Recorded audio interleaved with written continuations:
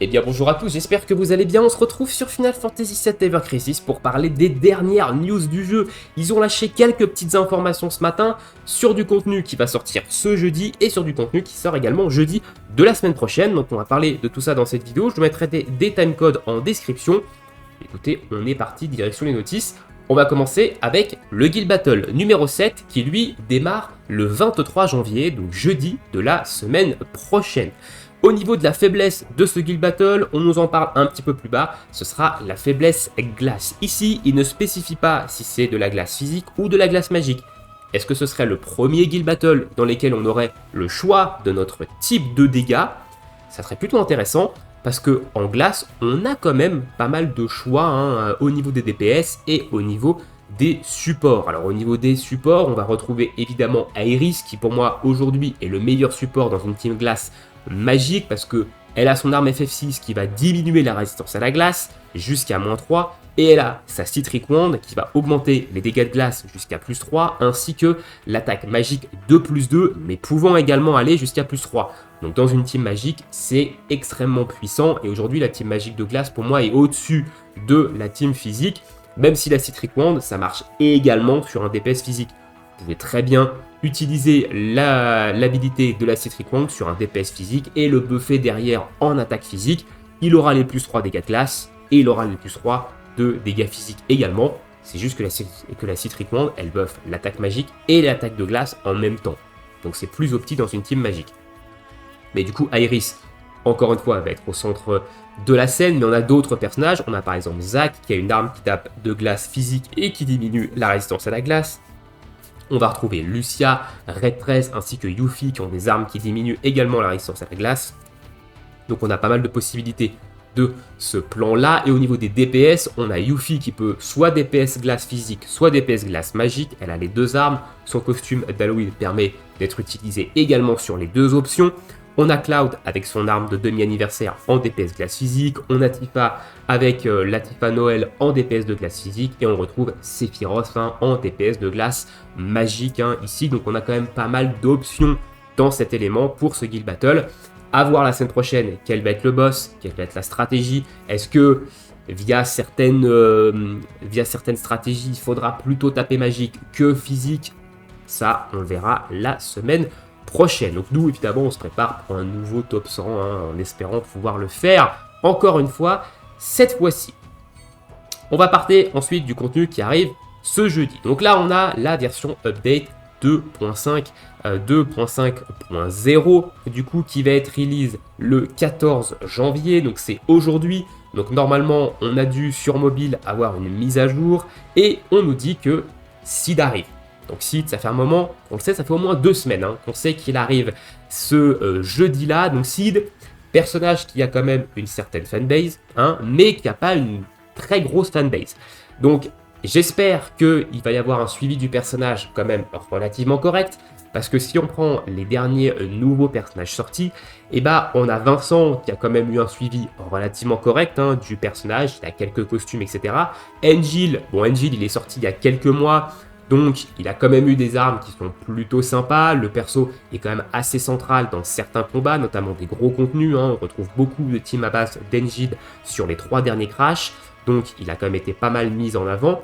Mais on va parler de Ketsit. Et Ketsit, il est sorti quand même mi-avril 2024. Et il a reçu très très peu d'amour. On va pas se mytho. Il n'a jamais été mandatory pour un combat. Il est d'ailleurs très peu utilisé. On voit très très peu de teams dans les différents contenus, voire aucune avec Ketsit, malgré le fait qu'il ait quand même de très bonnes armes, il a quand même de très bons setups, mais c'est un personnage quand même plutôt boudé, et plutôt boudé aussi de la part des devs. Donc, on espère que Sid n'aura pas le même traitement que Ketsit, surtout pour les fans du personnage. Alors, c'est pas du tout mon cas, Sid, c'est pas vraiment un personnage que j'affectionne particulièrement. Je l'ai quasiment même jamais joué dans le Final Fantasy VII original, donc moi, je ferai un petit peu l'impasse sur ce perso. On risque quand même d'avoir beaucoup de tickets d'invocation pour des armes sur ce perso. Je rappelle, pour Engil, on a vu quasiment 300 tickets. Donc sur Sid, ça sera très certainement la même chose. Mais qui dit nouveau personnage, dit évidemment nouveau contenu qui arrive avec ce perso. Donc des cristaux à se faire, des invocations, etc. Donc même si on n'aime pas le perso, on apprécie quand même quand il y a un nouveau personnage parce que ça ramène du contenu. Donc ça sort jeudi, hein, l'arrivée de Seed. Dites-moi dans l'espace commentaire si le personnage vous hype, est-ce que vous êtes prêts, est-ce que vous allez lâcher des cristaux. Il aura très certainement une bannière limitée d'ailleurs quand il va sortir, parce que depuis Vincent, à chaque nouveau personnage, on a une bannière limitée. Vincent a une bannière limitée, Angel a une bannière limitée, donc très forte chance que Seed ait également une bannière limitée. Ça a piqué, hein. 2 bannières limitées là au mois de janvier, avec la bonne bannière qu'on a eue pour le nouvel an. Niveau cristaux, ça risque de piquer.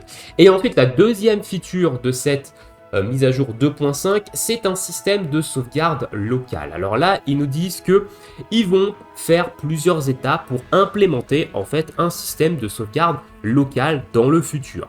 Ce qui veut dire que pour chaque joueur, en fait, ça va juste réduire la taille de l'application. Alors ça concerne sûrement les applications mobiles, enfin la partie mobile du jeu, en fait supprimant des données de jeu qui ne sont pas utilisées. Alors ici, il parle de données de jeu utilisées dans des combats ainsi que dans des donjons. Ça n'aura aucun impact sur les données de progression de votre compte, hein, donc pas de panique. Vous n'allez pas vous connecter un jour au jeu et votre sauvegarde sera perdue. Non, c'est pas du tout ça à ça que ça va servir. Et ils nous disent également qu'ils planifient en fait d'implémenter ce nouveau système de sauvegarde locale pour la fin février. Donc on a encore un bon mois et demi avant de voir un peu cette feature arriver. Mais du coup, cette mise à jour va préparer un petit peu le terrain. Donc moi, je trouve ça bien. Je trouve ça bien que les développeurs fassent des actions sur les applications mobiles pour réduire en fait la taille de celles-ci. Parce qu'on le sait, maintenant, les jeux mobiles pèse extrêmement lourd sur les téléphones, hein. Je sais pas combien pèse Genshin Impact aujourd'hui sur mobile, mais ça doit être quand même dans les faciles 15-20 gigas peut-être, ce qui est énorme pour une application mobile, hein, on le rappelle. Donc ça, je trouve ça bien, ce genre d'action de la part des devs pour vraiment réduire la taille de l'application et soulager un peu les stockages de nos appareils mobiles, même si maintenant on a quand même beaucoup plus de stockage sur nos mobiles qu'il y a quelques années. Ça fait toujours plaisir d'avoir une application qui pèse un peu moins lourd pour qu'on puisse en installer de nouveau. Et au niveau des others, donc New App Icon, hein, donc nouvelle icône de l'application, ça c'est très certainement sur mobile. Je suis pas allé faire la mise à jour, mais on a très certainement la tête de site dessus, hein. Du moins ça m'étonnerait pas. Et Resolution of Minor Issue. Pour ça, je le dis à chaque fois, hein, mais si j'ai pas la liste, pour moi, c'est du fucking bullshit. Donc, mais on sait jamais, il peut y avoir des choses intéressantes. Moi, j'attends surtout qu'ils améliorent en fait leur côté lag, parce que c'est vrai que dans les gros combats, les crash battles, les battle ranking, les guild battles, on a très souvent du lag, très souvent des freezes, etc. Il y a certaines personnes qui ont des crashs également en combat, donc ça serait vraiment cool qu'ils améliorent toute cette stabilité en fait au niveau de ces contenus là, parce que c'est quand même des contenus compétitifs, c'est quand même des contenus compliqués, donc avoir vraiment une stabilité là-dessus, ça serait vraiment pas du luxe. Voilà pour la version 2.5. Update Notice. On va maintenant parler de l'événement qui arrive ce jeudi et c'est un nouveau Critical Threat. Là, depuis l'anniversaire, on a un Critical Threat par mois. On sent qu'ils ont accéléré un petit peu le rythme de ce type d'événement-là, hein, parce que c'est un peu le seul type d'événement qui procure du challenge aux joueurs qui cache-play beaucoup. Donc moi, ma théorie là-dessus, c'est qu'ils ont accentué en fait la fréquence de ce type d'événement pour essayer de garder en haleine leurs gros cash players, parce que je rappelle, c'est les gens qui mettent de l'argent dans le jeu, qui font vivre le jeu et qui lui permettent en fait de perdurer dans le temps.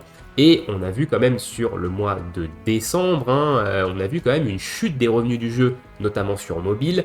Donc je pense qu'ils veulent un petit peu remettre en avant ça et du coup essayer de raccrocher en fait un petit peu les wagons sur les cash payers et les critical threats avec les niveaux crash, etc. C'est le meilleur événement pour eux pour tenir un petit peu en haleine ces cash players. Et nous on aime ça aussi, les critical threats, moi j'aime bien les crashs, hein, ça fait quelques crashs que j'arrive à passer en plus de ça, donc c'est vraiment cool.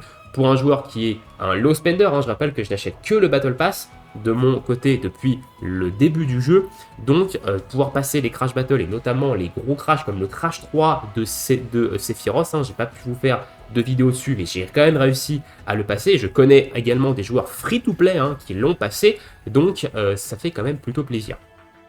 Donc le Critical Threat de Stilva Hunt. Alors Stilva, on sait qui c'est, hein. Stilva, c'est un boss qui a le même modèle 3D que le Materia Guardian qu'on a actuellement dans le Battle Ranking, et c'est le boss, l'espèce de scorpion rouge qu'on rencontre dans le glacier.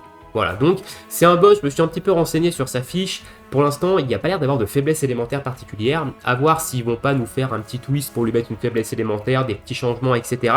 Donc à voir, mais en tout cas, ça va être un boss qui va être du style du Materia Guardian, parce qu'il a également l'attaque Trine. Donc on va très certainement avoir une jauge un petit peu comme le Materia Guardian. Donc j'attends vraiment de voir un petit peu le fight que ça va nous proposer, mais ça a l'air quand même plutôt stylé, donc j'ai vraiment hâte qu'ils nous sortent ce Critical Threat et surtout les niveaux crash. Alors j'espère que je vais avoir le temps de faire le crash battle, parce que je vous en parlerai un petit peu après, mais il y a un moment là, fin janvier, où je vais pas pouvoir vous faire de vidéo, mais l'événement en fait dure du 16 janvier jusqu'au 3 février, donc j'aurai quand même un petit peu de temps pour farmer le crash, enfin essayer du moins le crash, parce que je vous en parle maintenant, mais je vous le rappellerai jeudi de la semaine prochaine. Samedi de la semaine prochaine, donc samedi 25, je pars en Islande jusqu'à jeudi 31. Je crois que c'est jeudi 31, hein, si je ne me trompe pas. Je pars du 25 au 30 plutôt. Voilà, donc je rentre le jeudi 30 janvier. Donc évidemment, je ne pourrai pas faire de vidéo. Ça tombe en plus en plein dans le Guild Battle, donc je vais être obligé de faire le Guild Battle sur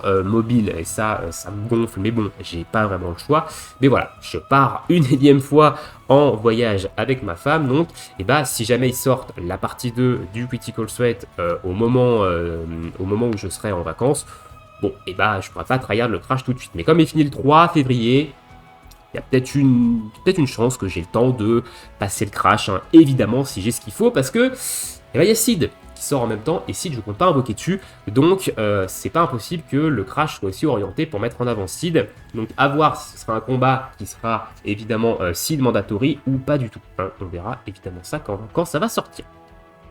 Donc voilà pour l'événement qui va sortir ce jeudi. Donc Victory Draw, Limited Time Waypoint, caractère spécifique Waypoint Part, ça c'est classique de chez classique, hein, ils vont pas réinventer la formule. On aura des tickets de bronze, des tickets d'argent sur la P1 et on aura des tickets d'or sur la P2 avec les niveaux crash.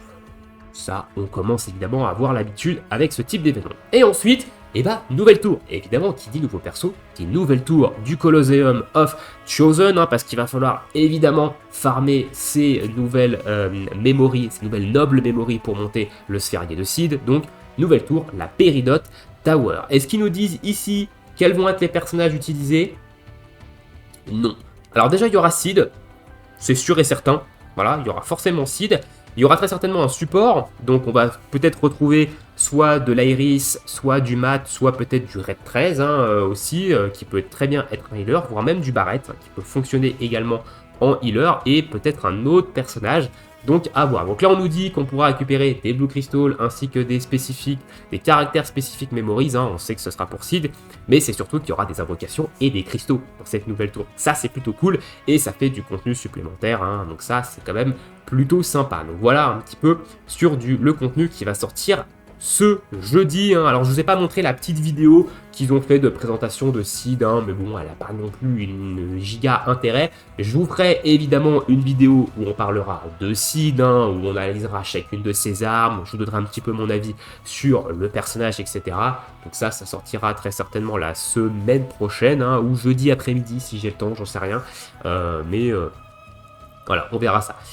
Je vais vous laisser ici, on a fait le tour un petit peu des news qu'on a eu aujourd'hui, hein, sur ce qui nous attend sur le jeu. Dites-moi dans l'espace commentaire ce que vous pensez de tout ça. Est-ce que Sid, ça vous hype? Et nous, on se retrouve jeudi pour parler encore plus en détail de tout ça. Je vous souhaite tous une très bonne journée, une très bonne soirée, bon jeu, et à bientôt. Ciao, ciao.